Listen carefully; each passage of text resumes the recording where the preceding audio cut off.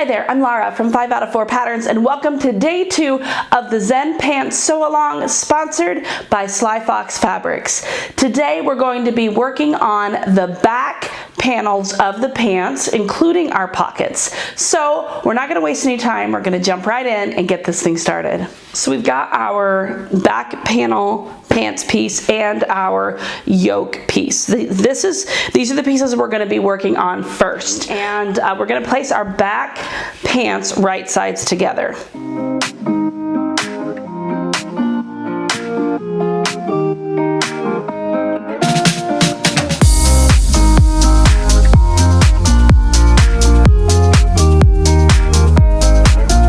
What we're going to do is you're going to pin or clip whatever you need to do, and then we are going to stitch with a stretch stitch or a serger.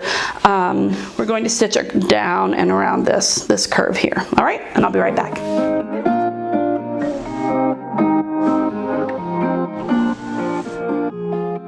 So we're going to examine the illustrations here. Now it shows that the shorter, you see how it gets wider here on the bottom, that this is the top, okay? So when we fold this in half, it might be wise to make sure that we clip both the top and the bottom, just so we know what we're looking at here. Okay, so this is the center of the top and the center of the bottom. All right, so we're going to match the center back of the yoke to the center seam allowance of the back, and we're going to pin. So if you look at the illustrations, we're looking like this. Okay, now there's a lot of easing that goes on. Okay, so we will pin here or clip here. We actually don't need this clip anymore. We will clip at the ends here or pin, and we will clip at this end.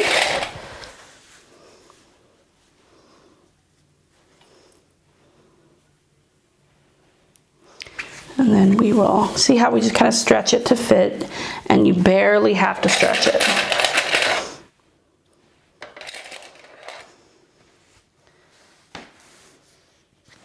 All right, so here's what we've got. We are going to stitch with a stretch stitch or serger across this here.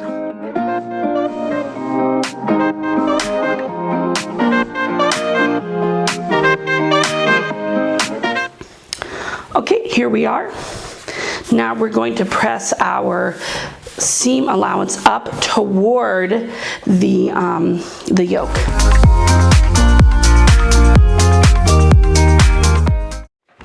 All right, it's time to move on to the back pockets. We're going to cut our pocket bindings. Now I did not do that yesterday because it wasn't a pattern piece, so I had to come back and do that today. So if you haven't cut that piece, go ahead and do that. Let's start with one. We're going to place our pocket binding and our pocket right sides together.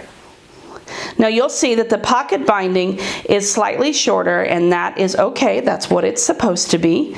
So we're going to line up the edges. As we sew, we will ease that in there. All right, let's do the other piece. Okay, now that I have both of them clipped, I'm going to sew across the top of each of those with a 3/8 inch seam allowance using a stretch stitch.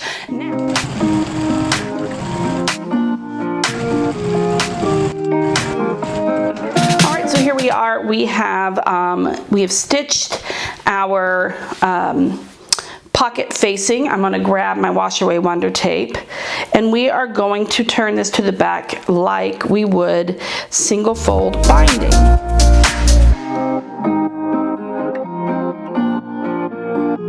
All right, so we're going to bring this just to where it's covering the stitch line.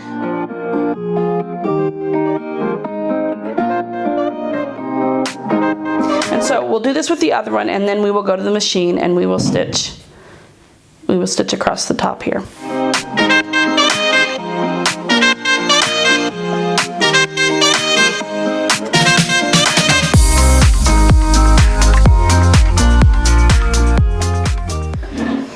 Okay, so here we are. I've got our are facing on here.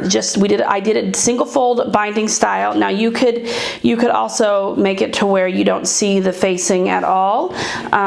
It's up to you what you want it to look like. And also I wanted to note that if your seam allowance is just making it all a little too bulky for your machine, feel free to trim that seam allowance down just a little bit, just to take some of the bulk out. That'll make things a little bit easier for your machine. So let me get my pressing mat, and I just want to give this a good press, because your iron is your best friend when you are sewing.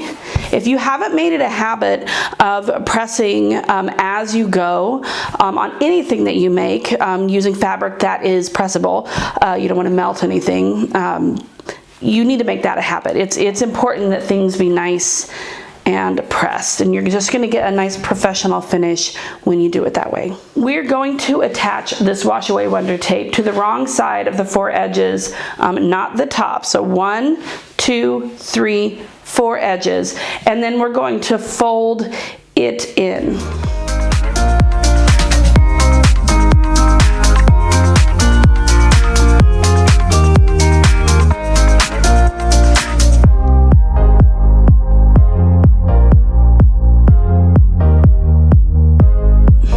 Wash away wonder tape, that's fine. You can just fold the edges in 1/4 inch and give it a good press, a very, very, very good press. Pin it a little bit and you should be fine. But as I've learned, wash away wonder tape is just fantastic.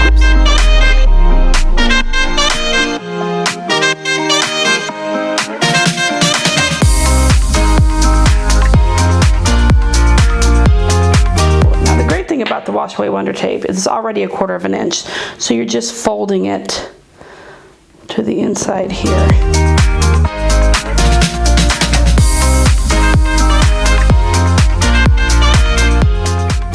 You can see that this is what we end up with. All of our edges are kind of tucked in there and they're not going anywhere. The wonder tape just makes it easy, which is awesome.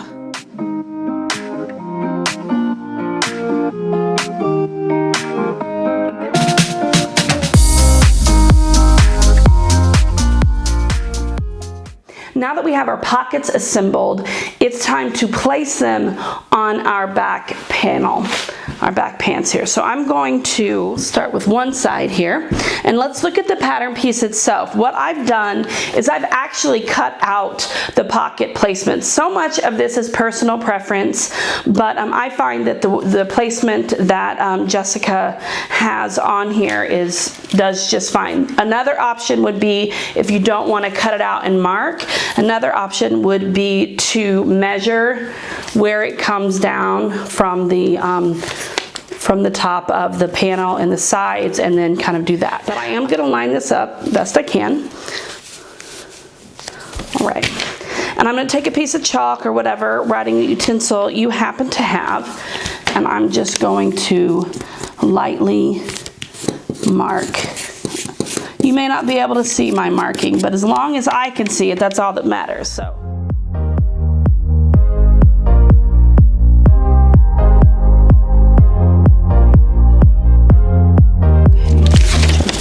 All right, so that I can see this one for sure.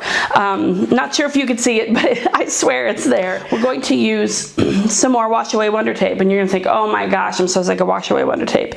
Well, I love it. We're gonna use it again. You can use pins if you want, but I find again that wash away wonder tape is a wonder. So we're going to go back over those 4 corners again.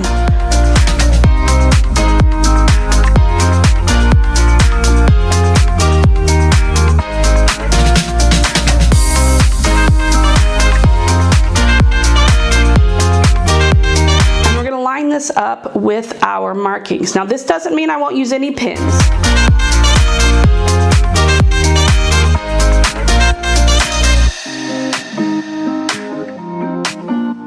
So there's one pocket. Now we're going to repeat exactly what we just did on the other side.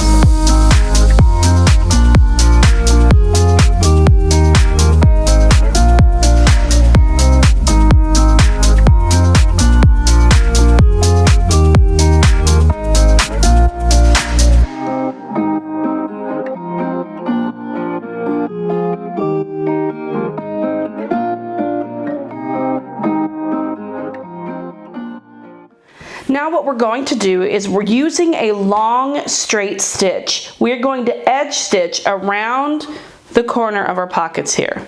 1, 2, 3, 4. 1, 2, 3, 4. Edge stitch, getting as close to the edge as possible without going off of the edge. Then we're going to stitch again 3/8 inch from the original stitch. Okay, so we're going to do one stitch, 1, 2, 3, 4. We're going to edge stitch that. Then we're going to come back and we're going to stitch again 3/8 inch from that original stitch. 1, 2, 3, 4. And we're going to do that on both pockets. One of the things you can also do is you can, instead of starting at the top, you could start about halfway down on your edge stitch and go 1, 2, 3, 4, and then come up around here, make a turn, pivot, and come back to 3/8 of an inch. 1, 2, 3, 4, all the way up, and then pivot again and come back. That way you have one continuous stitch that doesn't look real bulky on one corner. It's up to you how you want to do it. That's probably exactly how I will do it, just to make it look clean and pretty. So I'll be right back.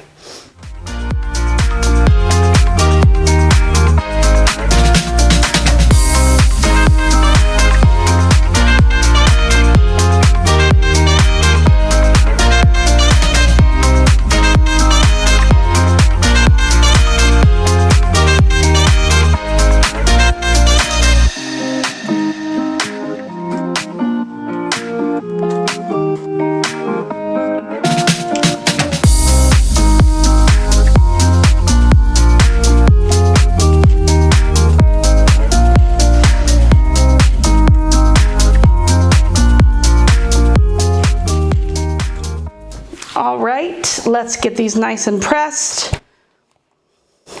And you could check out your handiwork and how lovely they look. Ooh, I love it. Part 2 is over. Let's get ready for part 3.